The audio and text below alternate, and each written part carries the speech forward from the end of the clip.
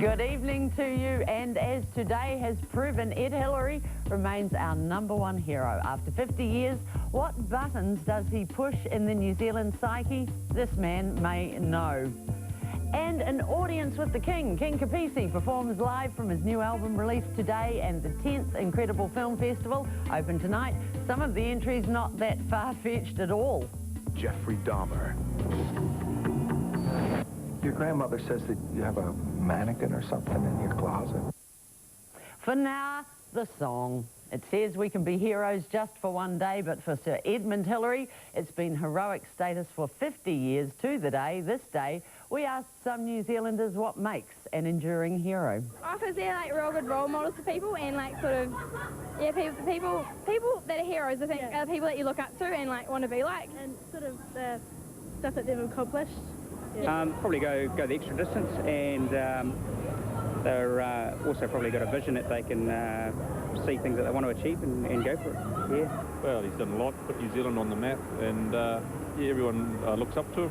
What he's done, what he's achieved. Yeah.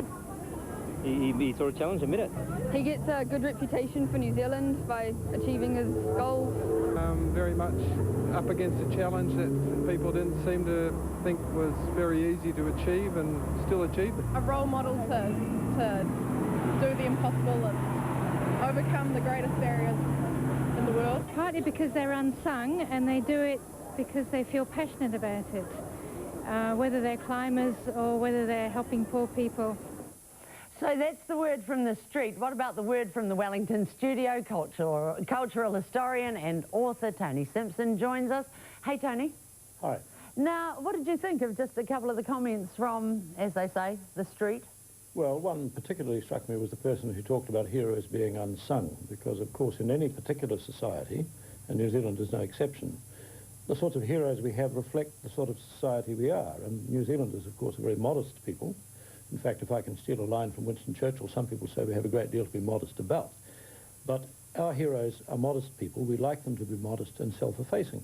But paradoxically, of course, we like our heroes to be so modest and so self-effacing that they stand out like sore thumbs in the society. It's quite a trick, really, to be a modest person who, what I took from the clips was the need that we get international acclaim to make someone a New Zealand hero. Well, I'm not sure that we have all that many heroes who are internationally acclaimed. We have a few. Hillary's the obvious example, living example. Lord Rutherford's another, I guess.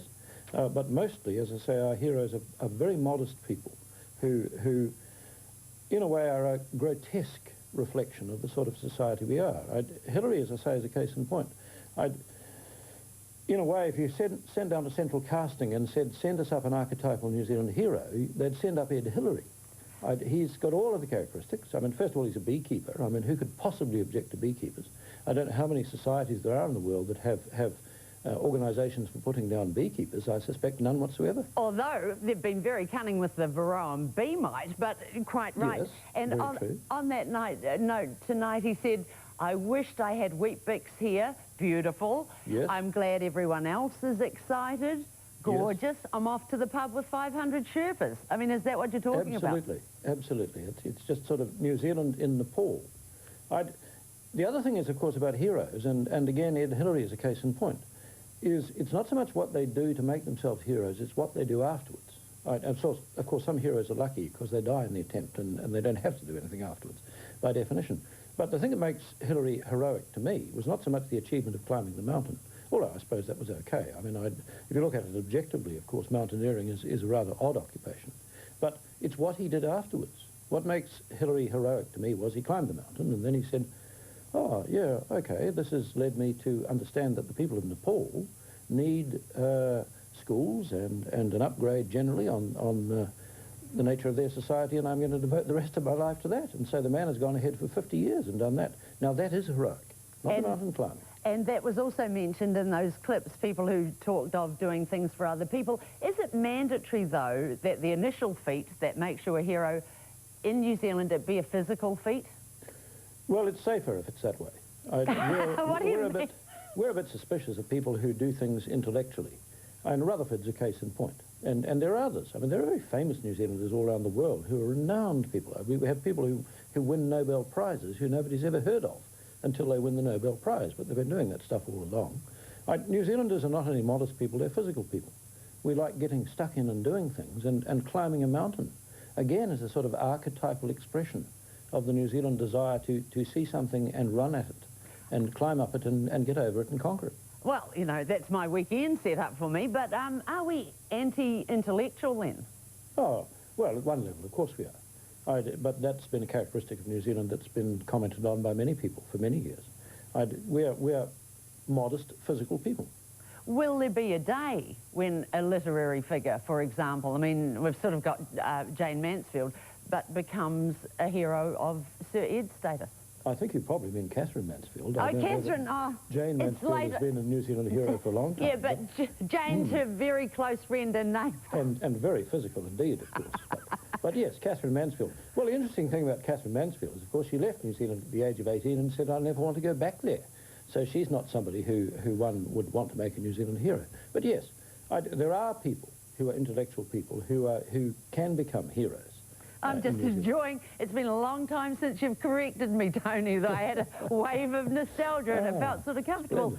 Is it a good thing, is it a fun thing that we have had this day of communal shared experience respecting someone? Oh, well, that's always a good thing. I don't know to what extent we've all shared it, but I think most New Zealanders have admired Ed Hillary for 50 years.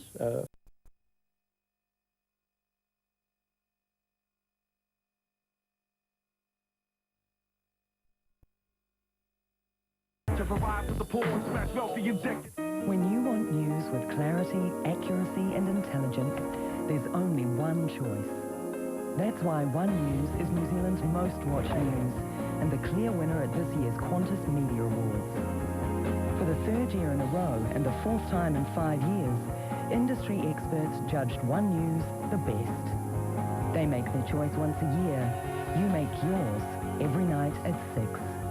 One News, the best news.